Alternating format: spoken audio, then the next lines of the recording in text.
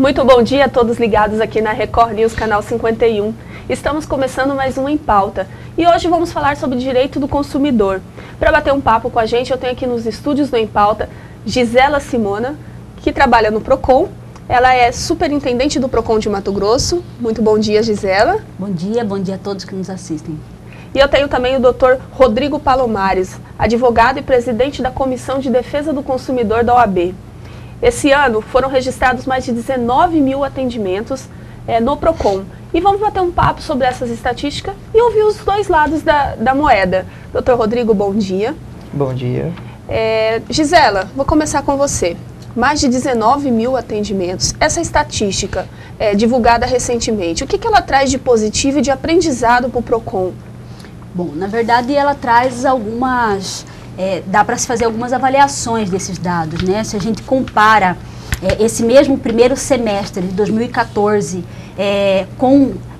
com agora os dados de 2015, a gente verifica aí um aumento de mais de 50% da nossa demanda, né? Nós fechamos o primeiro semestre do ano passado com cerca de 9.800 processos, né? E esse ano de 2015 já chegando aí a casa dos 20 mil processos, né? Então é uma situação que de fato ela é preocupante do ponto de vista de você verificar um mercado bastante desequilibrado do ponto de vista de você ter muitas infrações, mas também traz um lado positivo do ponto de que infrações, não que tem novas infrações, mas você ver o consumidor mais esclarecido também e não tolerando pequenos danos, né? Então ele vai ao Procon exatamente porque ele vislumbra em que há uma lesão, né? E ele vai na tentativa de reparar esse dano. Você acha que hoje as pessoas procuram mais o Procon por elas terem um nível de esclarecimento maior e você enxerga isso como positivo, Gisela?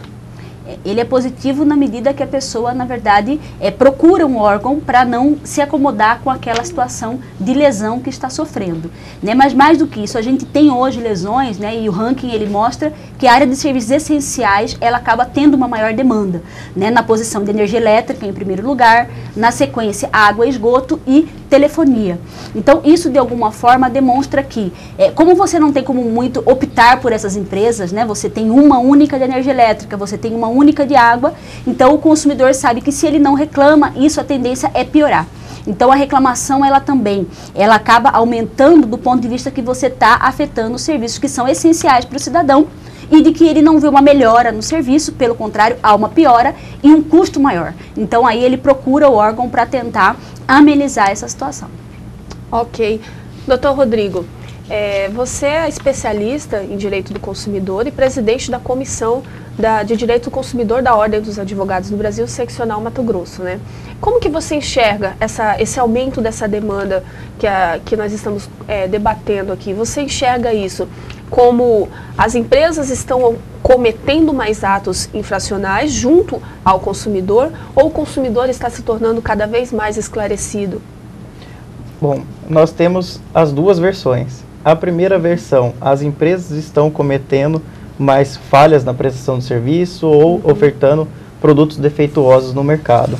Então essa primeira situação é uma situação que vem, obviamente, do próprio mercado. Não existe hoje em dia, numa sociedade massificada e uma produção em série, uma questão de produto 100% perfeito ou prestação de serviço 100% perfeito.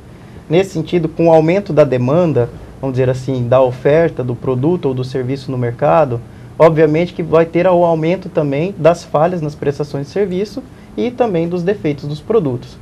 Nesse sentido, acontece que neste ano nós vamos ter 25 anos de defesa do consumidor. Por óbvio, com as políticas nacionais da relação de consumo, esses programas de televisão que nós podemos informar o consumidor quais são os seus direitos, onde procurar os seus direitos, como fazer valer os seus direitos, fez com que a sociedade cuiabana tornasse mais, vamos dizer assim, crítica quanto aos seus direitos. E aí, quando acontece uma dessas falhas na prestação do serviço ou defeito no produto, que é natural e sempre vai acontecer, obviamente que eles aí estão procurando os órgãos de defesa do consumidor e quando não tem por encerrado ali na questão administrativa, vamos dizer, um ressarcimento ou uma indenização, obviamente que ele vai buscar o judiciário. Hoje as pessoas que te procuram, elas te procuram mais por prestação de serviços ou por defeitos em produtos, em aquisições? o maior número de procura é por falha na prestação de serviço. A maior número. O maior número e como é disparado. que é hoje? Como que você recebe esse cliente que te procura? Que tipo de orientação que você daria para esse cliente em primeira mão? Eu tô assistindo o programa agora Em Pauta e eu tenho um problema, vamos dizer, com a prestação de serviço da minha energia elétrica, da minha rede de água e esgoto, com o meu serviço de telefonia. Que tipo de orientação você daria para essa pessoa que está te procurando hoje? Bom, a primeira orientação que nós informamos aos consumidores é que procurem os órgãos administrativos para responsabilizar as empresas fornecedoras de serviços ou produtos. Então, o consumidor vai se deslocar até o PROCON, seja municipal, PROCON estadual. Nós temos a Delegacia de Defesa do Consumidor. Então, nós orientamos a ele que na esfera administrativa, tentar explicar um pouco menos técnico. Explica tá? para o pessoal em casa as diferenças. Isso. A esfera administrativa o consumidor não vai ter indenização por danos morais, tá? E ele não vai ter uma liminar deferida por um magistrado para que faça com que a empresa cumpra a prestação do serviço dela. Esferas administrativas, vamos repetir. PROCON e delegacias especializadas em relação de consumo. O consumidor, por exemplo, já teve o seu corte no fornecimento de água. Se ele buscar o PROCON não tem competência para ordenar que a empresa faça a religação dessa água. Então, aí ele vai ter que procurar, sim, ou um escritório de advocacia, ou a Defensoria Pública, ou associações de defesa do consumidor, para requerer em juízo, aí sim, perante o magistrado, a religação do fornecimento da sua água e eventual indenização por dano moral. Gisela, qual que é o tempo hoje de espera quando uma pessoa se dirige ao PROCON? Como funciona? Da parte da queixa ao PROCON, do recebimento, né, ao tempo de espera para a primeira tentativa de conciliação? Sim, primeiro, só um adendo com relação à fala do Dr. Rodrigo, né?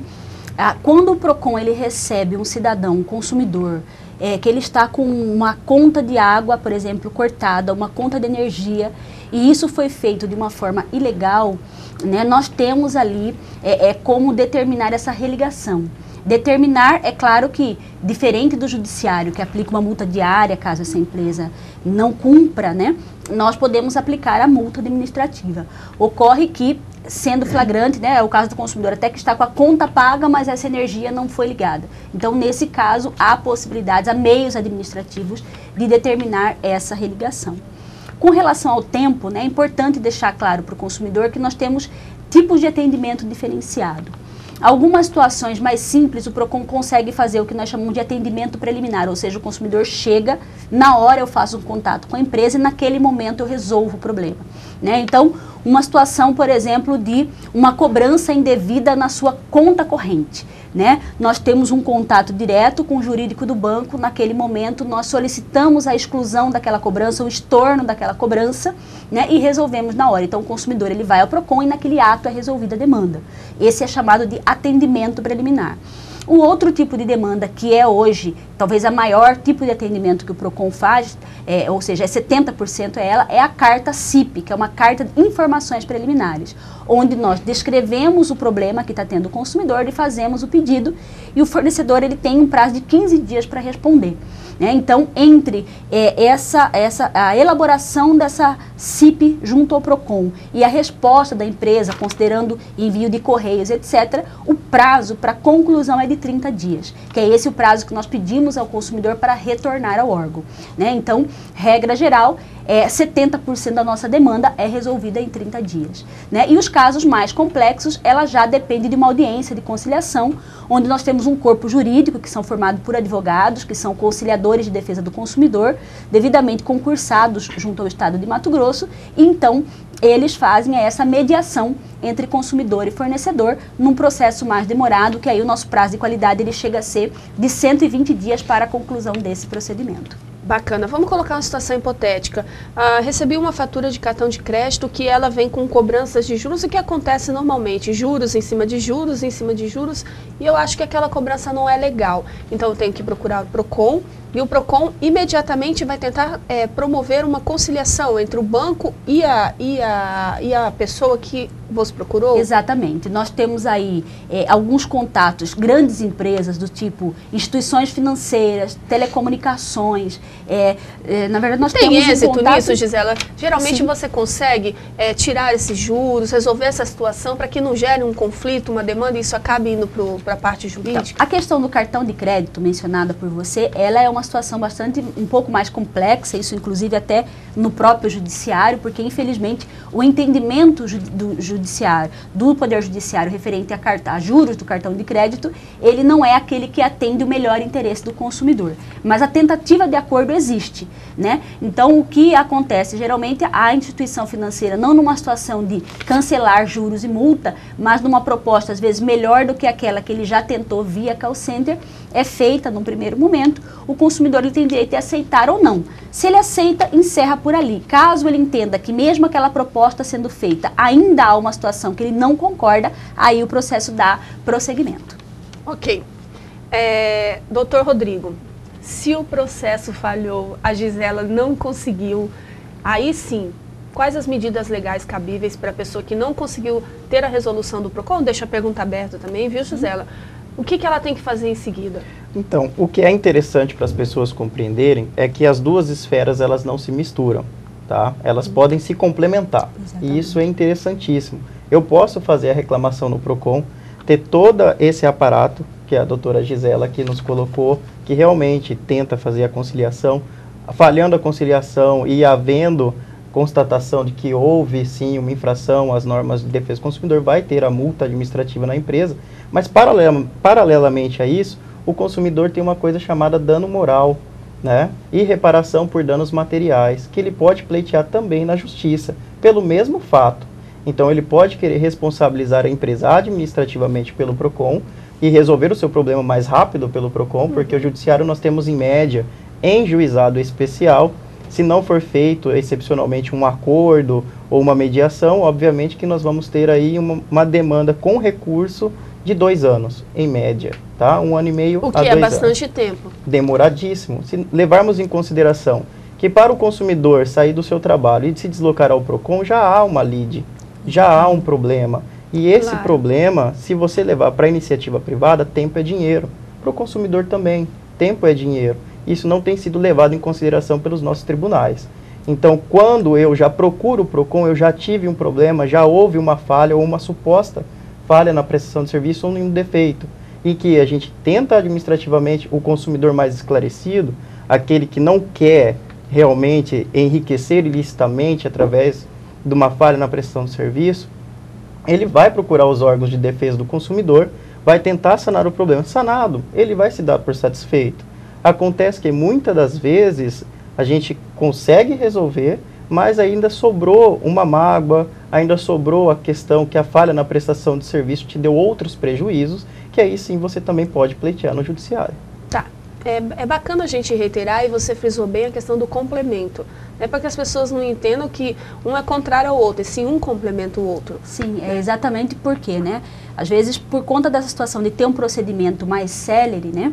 Vamos imaginar uma situação, né, de um veículo. Muitas vezes você está com um veículo que está numa assistência, numa concessionária, né, que está ali há mais de 30 dias, por exemplo, numa situação de conserto, aguardando uma peça chegar, e a lei é muito clara dizendo que a tolerância para um conserto de um produto, seja um veículo, um aparelho celular, é de 30 dias. Então, vencido esse prazo, ao consumidor surge, por exemplo, o direito de trocar esse carro por outro, né, de ter o dinheiro dele de volta, né, tudo isso sem prejuízo de uma indenização.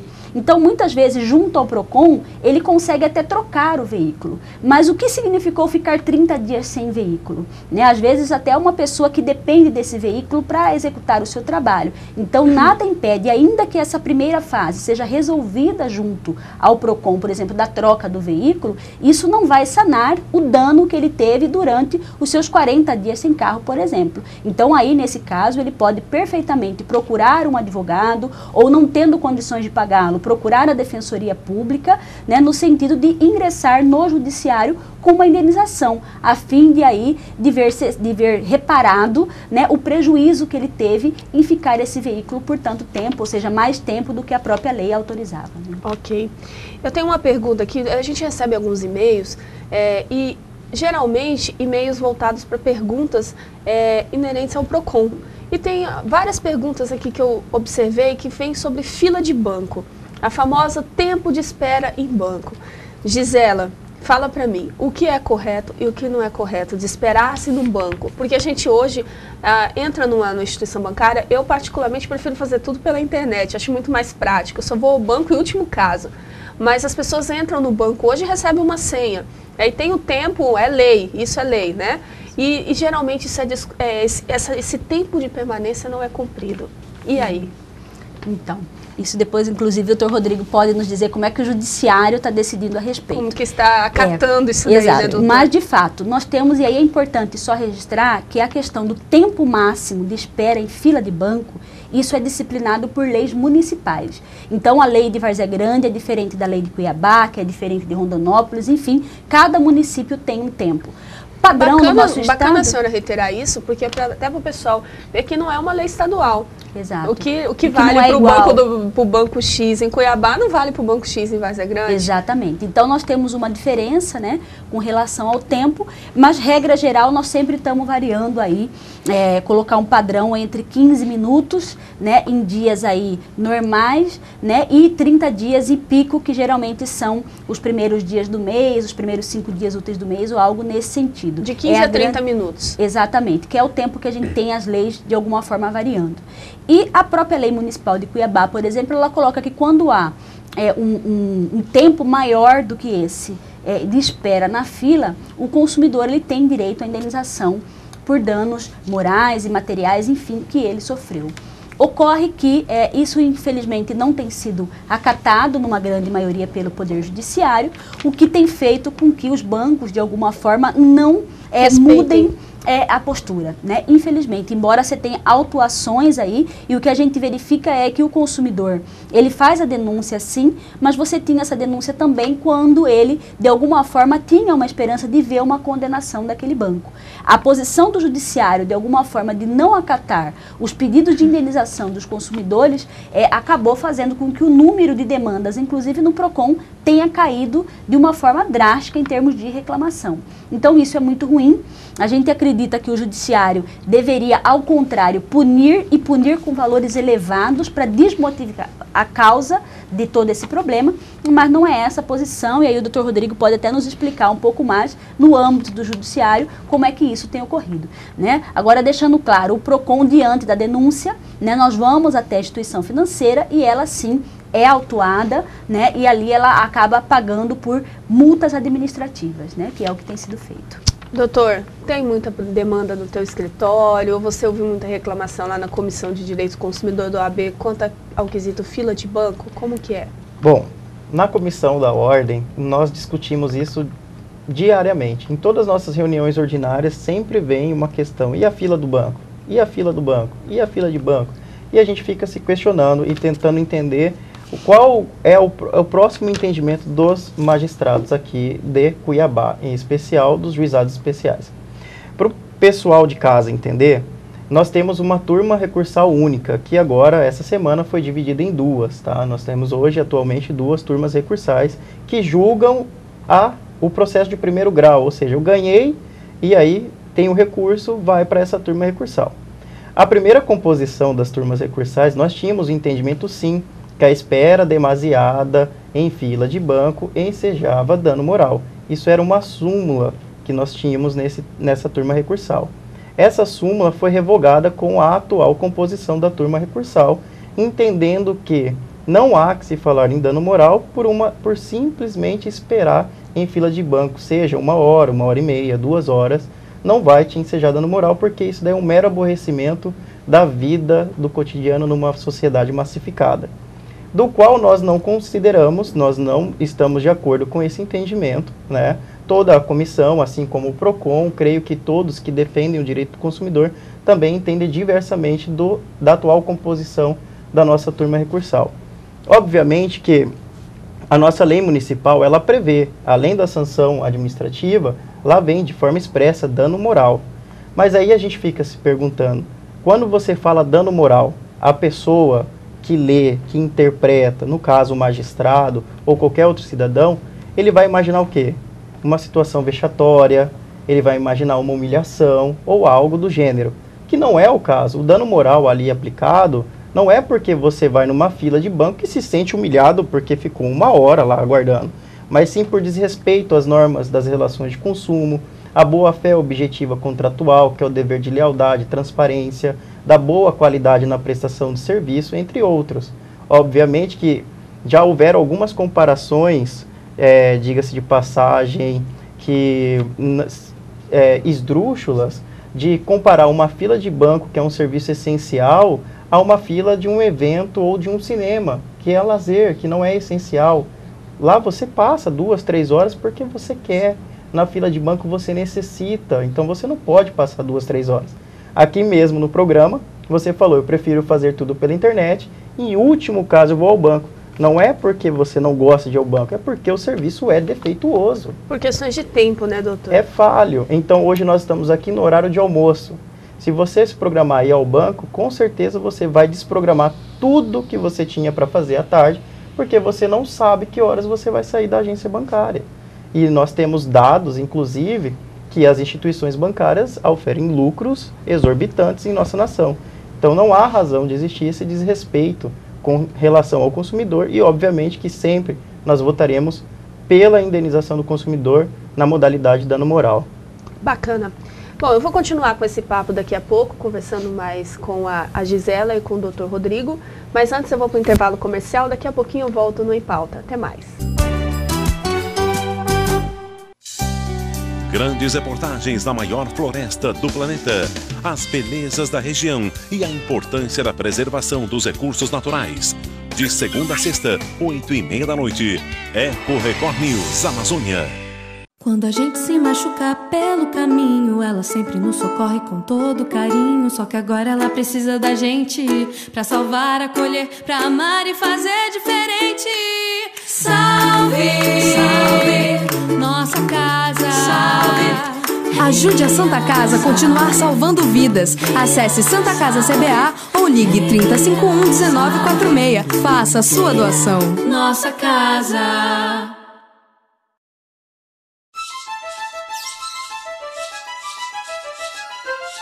Como você limpa o seu quintal? Como você descarta seu lixo?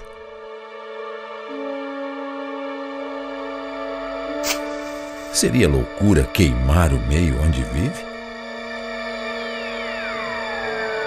Então por que queimar o de todos? Queimar é crime.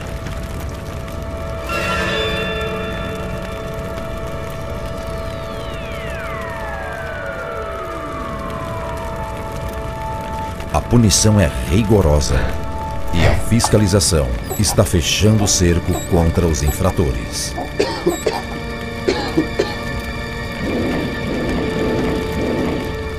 Governo de Mato Grosso, Estado de transformação. Percorremos as melhores jazidas. Selecionamos as mais belas pedras. Agora você pode encontrar design, luxo e sofisticação bem aqui, com a qualidade de sempre e cheio de novidades. O Medalhão Persa trouxe suas peças exclusivas para a Record News. São anéis, brincos e diamantes do mundo inteiro esperando por você. Realize seus desejos. De segunda a sábado, 00:45, Medalhão Persa. Hotel Fazenda Primavera. Aqui a natureza dá show e sua diversão é completa. Tranquilidade e adrenalina em um só lugar. Venha passar o dia com a gente ou hospede-se em chalés e apartamentos super aconchegantes. E desfrute de uma estrutura completa em meio à natureza. O paraíso está pertinho de você. Venha e traga a sua família para o Hotel Fazenda Primavera.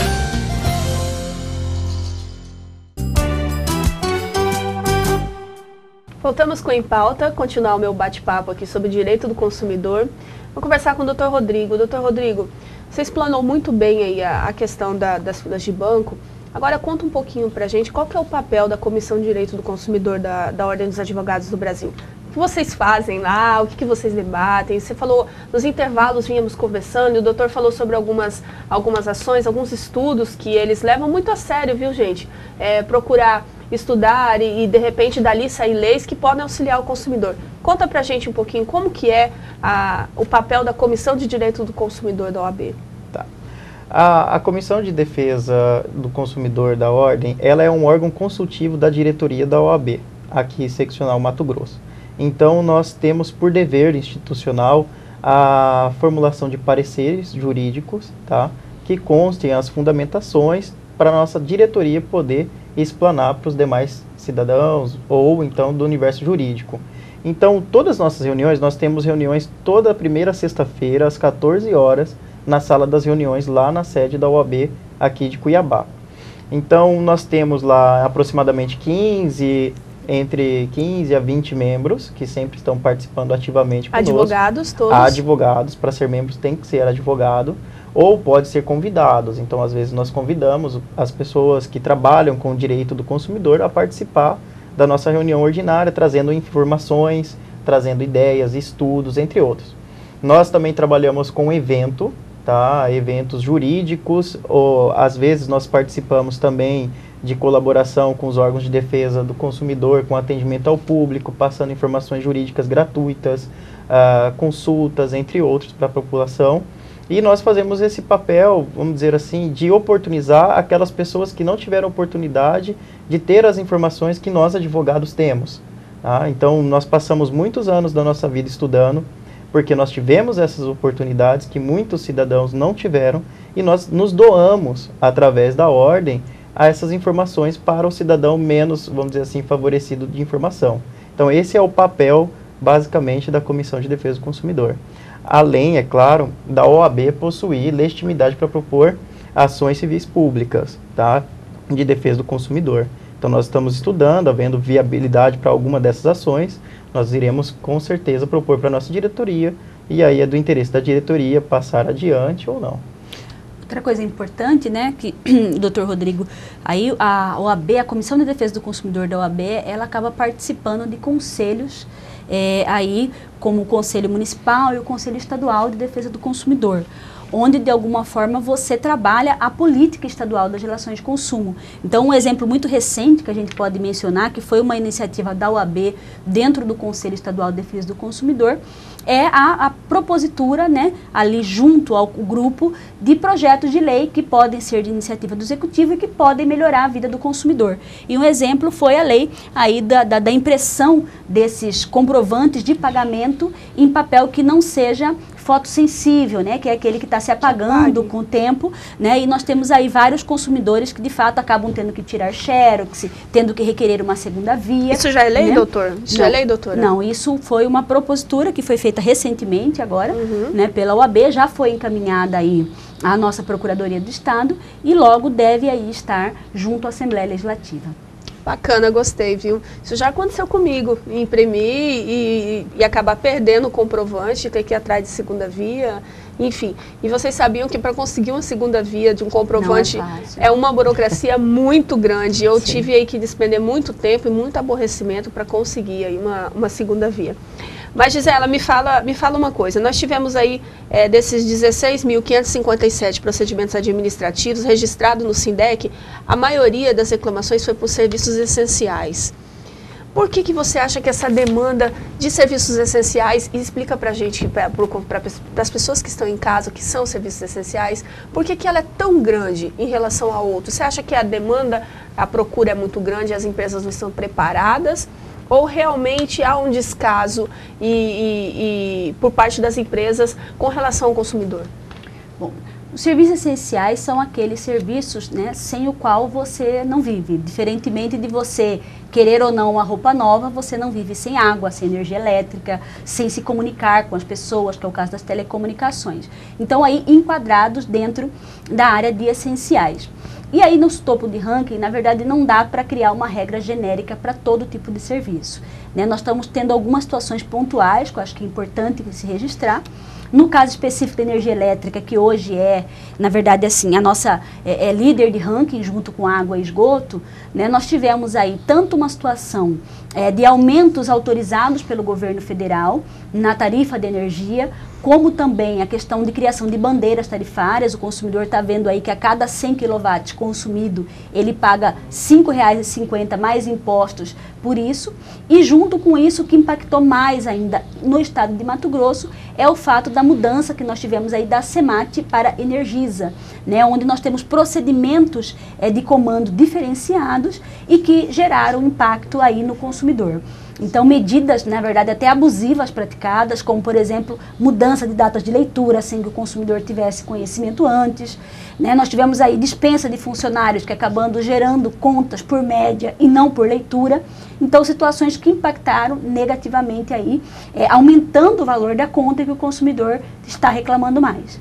Né? Como também a questão da água, né? É público e notório os problemas envolvendo a Cabe Cuiabá, na capital do estado, né? Que geraram e continuam gerando demandas de grande proporção, né? Nós temos uma mudança aí de postura de cobrança da tarifa, né? Com cobranças de esgoto autorizadas em índices já inclusive sendo discutidos no judiciário, né? Que são bastante elevados e nem sempre em locais que você tem um serviço completo. Então são situações aí que acabaram fazendo com que essas demandas tivessem um aumento alto, né? E aí o que a gente tem de grande problema é porque não tem concorrência. Você não tem concorrência da água, você não tem concorrência da energia, então você está submetido a esse tipo de empresa que nem sempre tem o devido respeito que o consumidor merece. Ok. Doutor Rodrigo, e também para a doutora Gisela, eu vejo que hoje as empresas de energia elétrica que operam aqui no estado de Mato Grosso, elas estão muito incisivas com questão ao corte de energia. Eu tenho uma pergunta aqui, em relação ao corte de energia. Até quando ele é legal? Né? Até quando o consumidor pode ter o seu serviço interrompido? Porque tivemos alguns casos que nos foi relatado que a pessoa nem sequer foi comunicada antes. Muitas contas não chegaram e com 10 dias elas tiveram o serviço de energia elétrica interrompido, sem sequer receber nenhuma notificação. É legal isso? Como que é? Como que deve ser feito? Ela tem que receber uma notificação antes? Como que é esse procedimento? Então, todo corte ele tem que ser precedido de aviso, ou seja, tem que ter um aviso prévio. Né? O que se permitiu no âmbito da ANEEL, que é a Agência Nacional de Energia Elétrica, é que esse aviso venha com a própria conta. Né? Se nós formos olhar a conta de energia elétrica, ali tem um aviso que caso você não efetue o pagamento, 15 dias após você pode ter esse corte. Né? Então, esse é um fator. O fato de não receber uma conta por si só não isenta o consumidor do não pagamento, porque ele tem uma data de vencimento dessa fatura. Né? Então, o fato da empresa oferecer outros mecanismos para você ter acesso a essa conta, do tipo a internet, etc., de alguma forma é importante o consumidor minimamente se manifestar. Eu não estou recebendo a minha conta. Né? Então, não que ele vá ter que correr atrás da sua conta, mas é importante a manifestação dele de que ele não está recebendo e não simplesmente não pagar. Né? Agora, algo que eu aproveito a oportunidade aqui do seu programa, da sua audiência, para informar o consumidor, é de que nenhuma unidade consumidora, por exemplo, ela pode ser bloqueada por conta de débitos pretéritos. O que isso está disposto na lei? Né? Uma situação que tem ocorrido, né? Se descobre uma conta não paga há mais de 90 dias atrás que está vencida. Essa conta é devida, ela pode ser cobrada pela concessionária de energia, mas jamais ela pode ensejar o corte do serviço. Né? Então, isso é importante frisar, porque nós temos aí alguns consumidores, inclusive, recebendo aquilo que a gente chama de fatura eventual, que é uma fatura que foi gerada em razão de um consumo cobrado a menor em um determinado tempo. Essa era a minha próxima pergunta. Certo. Tivemos muitos casos de pessoas agora que receberam uma fatura eventual. Eu ia até lhe perguntar o que era essa fatura eventual. E que essas pessoas acabaram sendo obrigadas a fazer esse pagamento sobre coação de ter o seu serviço de energia elétrica interrompido. Até quando isso é legal? Fatura eventual porque dizem que o consumo dela foi abaixo do esperado, enfim. Na verdade, a concessionária, ela descobre um problema na medição e a legislação específica da resolução, ela permite uma cobrança dessa fatura eventual. Agora, o que é importante deixar claro para o consumidor que não é simplesmente eu vou cobrar a fatura. Essa fatura ela é precedida de um procedimento administrativo interno que o consumidor ele tem que ter acesso, ele tem que ter direito ao contraditório, à ampla defesa, e só então, sendo vencida todas as etapas, é que pode essa fatura chegar em definitivo. E mesmo assim, essa fatura ela não pode, como a concessionária estava realizando ou ainda está, porque agora nós temos inclusive uma demanda judicial já nesse sentido, de vir junto com a conta do mês. Ela tem que vir numa fatura apartada, porque essa fatura, por exemplo, ela não pode em nenhum momento ensejar corte. Né? Então, o consumidor que estiver diante dessa situação, hora de receber a fatura eventual junto com a conta do mês, o que obrigaria, né, como você disse, colocaria ele numa situação quase obrigatória ou de parcelar essa conta para não ter o seu corte, ou de ter que pagar para não ter que passar por esse tipo de situação. Não sendo acatado pela empresa a divisão, ele pode sim procurar o PROCON. Isso de imediato nós já conseguimos fazer, que é o desmembramento dessas faturas, seja para você pagar o consumo do mês, que regra geral, até o consumidor concordando, e discutir essa questão da fatura eventual. E aí é importante registrar que mesmo você verificando a possibilidade da cobrança da fatura eventual, em alguns casos há sim constatações de erro na emissão dessa fatura, porque a concessionária tem escolhido os critérios mais onerosos para o consumidor para fazer esse cálculo. Então tudo isso pode sim passar por uma revisão, seja via PROCON, seja via Poder Judiciário. Bacana. Bom, eu vou chamar o intervalo comercial, daqui a pouquinho eu volto com uma super aula aí de direitos do consumidor com a Gisela e com o Dr. Rodrigo. Até mais! Vai ficar sabendo tudo o que acontece no mundo da comunicação, através de publicidade, marketing e propaganda. A grande musa inspiradora da publicidade é a vida. Neste domingo, 9h30 da noite, grandes nomes da propaganda. Hotel Fazenda Primavera. Aqui a natureza dá show e sua diversão é completa. Tranquilidade e adrenalina em um só lugar. Venha passar o dia com a gente ou hospede-se em chalés e apartamentos super aconchegantes. E desfrute de uma estrutura completa em meio à natureza. O paraíso está pertinho de você. Venha e traga a sua família para o Hotel Fazenda Primavera.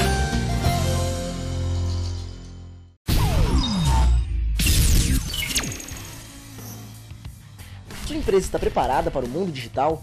A RC+ é uma agência especializada no desenvolvimento de novos conceitos de marketing digital. Com mecanismos de mapeamento do público-alvo, criamos campanhas direcionadas para conectar sua empresa de forma mais eficiente a mais de 100 milhões de usuários. Com o serviço de gerenciamento de redes sociais e criação de sites por profissionais certificados pela Google, trabalhamos para posicionar sua empresa no mercado. RC+, soluções criativas para mídias digitais. Quando a gente se machucar pelo caminho, ela sempre nos socorre com todo carinho. Só que agora ela precisa da gente pra salvar, acolher, pra amar e fazer diferente. Salve, salve, nossa casa. Salve. Ajude a Santa Casa a continuar salvando vidas. Acesse Santa Casa CBA ou ligue 3051 1946. Faça a sua doação. Nossa casa.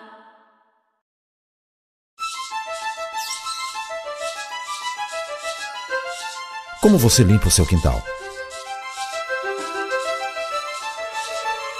Como você descarta seu lixo?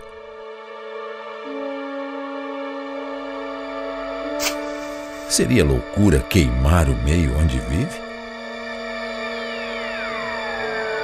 Então por que queimar o de todos? Queimar é crime.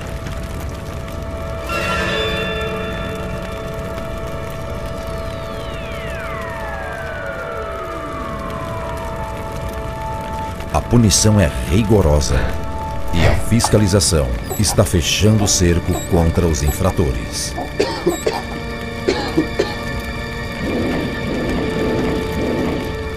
Governo de Mato Grosso, Estado de transformação.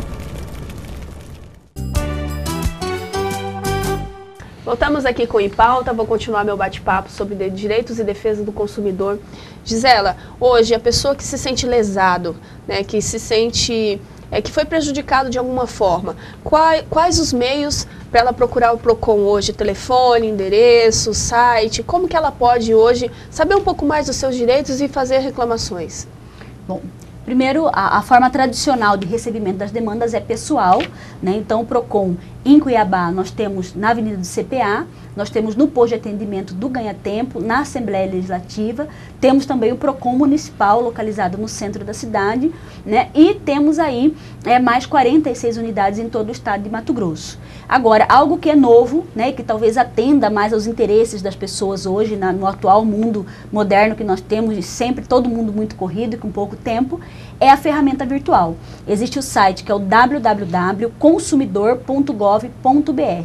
Nesse site, o consumidor pode reclamar em 24 horas por dia, os 7 dias da semana, e ele tem uma resposta em 10 dias. Né? Então, é claro que a reclamação nesse site é só para aqueles fornecedores que aderiram a essa ferramenta, né? Mas aí nós temos todas as instituições financeiras, nós temos as empresas de transporte aéreo, telecomunicações, todas estão lá. E aí você pode estar reclamando via internet com um tempo mais rápido aí de solução da demanda. Inclusive eu vi aqui que foram quase 2.925 reclamações em Mato Grosso. Essas reclamações, elas têm a mesma validade do que se a pessoa procurasse a estrutura física do PROCON, Gisela? É a mesma coisa? Ela vai ter uma resposta? Ela vai ter sempre uma resposta, né? A diferença é, claro, ali o fornecedor, ele, na verdade, ele tem a opção de resolver ou não. Agora, quando ele assumiu o compromisso de entrar nessa ferramenta, ele assumiu um compromisso de resolver. Tanto que ali os dados são públicos, você consegue visualizar que você tem 100% de resposta em todas as demandas e você tem aí um índice que ele varia entre 70% a 90% de resolução da demanda, né? Então, e tudo que você faz ali naquela ferramenta, toda a resposta que é dada a você, você poderá imprimir aquilo e caso não seja resolvido, seja para o PROCON fisicamente ou para o judiciário, são documentos importantes ali que vai auxiliar e que vão colaborar na sua defesa até judicial. Bacana. Doutor Rodrigo, o que você pode nos dizer aí sobre esse pessoal que está nos assistindo, que se sinta lesado hoje, os caminhos de resolução, o que você pode aconselhar para o pessoal que está em casa? Bom, eu aconselho a todos os consumidores que procurem os seus direitos. Se hoje nós temos direito, é porque alguém no passado brigou para que nós pudéssemos ter hoje. Então não é porque eu recebo uma fatura e vem me cobrando R$3,90 por um serviço que eu não contratei, vou perder meu tempo, vou ter que ir lá no PROCON, vai demorar 10, 15 dias para resolver, ou então vou procurar um advogado, vou ter que pagar honorários e por conta de R$3,90. Não são os R$3,90, é o seu direito que está em jogo. Então vamos nos organizar, nós somos mais fortes, somos mais volumosos que os fornecedores. Então um consumidor, uma unidade de consumidor, que eu digo, uma sociedade de consumidores unidos, fortes, em prol de uma causa que é fazer valer os nossos direitos, com certeza nós vamos transformar a nossa realidade. Bacana. Gisela, o telefone do PROCON você tem aí para passar para a gente? Sim, o PROCON ele atende pelo 151, que é um telefone aí que pode ser acionado, um telefone público, em alguns municípios pelo 156, né? E para todo o estado nós temos aí o 6536138500, né? É bacana também informar que existe o site do PROCON, não de reclamação, mas que você pode ter orientações, né? Algumas perguntas mais frequentes sobre temas específicos, que é o www.procon.mt.gov.br, né? Ali, inclusive, você tem o endereço de todas as unidades de PROCONs no estado, né? Porque muitas vezes você não sabe onde fica na sua cidade, então ali você pode consultar e verificar qual é a unidade mais próxima do PROCON em que você pode estar fazendo a sua reclamação. Bacana. Bom, eu quero agradecer a presença da doutora Gisela, né? Agradecer também a presença aí do nosso presidente da comissão de defesa do consumidor da OAB, né? E dizer para vocês que o Em Pauta está de portas abertas para vocês virem, estarem debatendo sempre, e que eu sempre vou perturbar vocês quando tiver alguma queixa, eu vou ligar lá para vocês nos socorrerem, que a demanda realmente é muito grande. Para você que está em casa, mais uma vez, obrigado pela audiência. Siga as orientações da Gisela, acesse consumidor.gov, né, Gisela.br, né, para tirar dúvidas, o site do PROCON e o telefone. Tá? Continue com a gente aqui todos os dias, de segunda a sexta, do meio-dia ao meio-dia e 45, com Em Pauta. Até amanhã. Fique com Deus.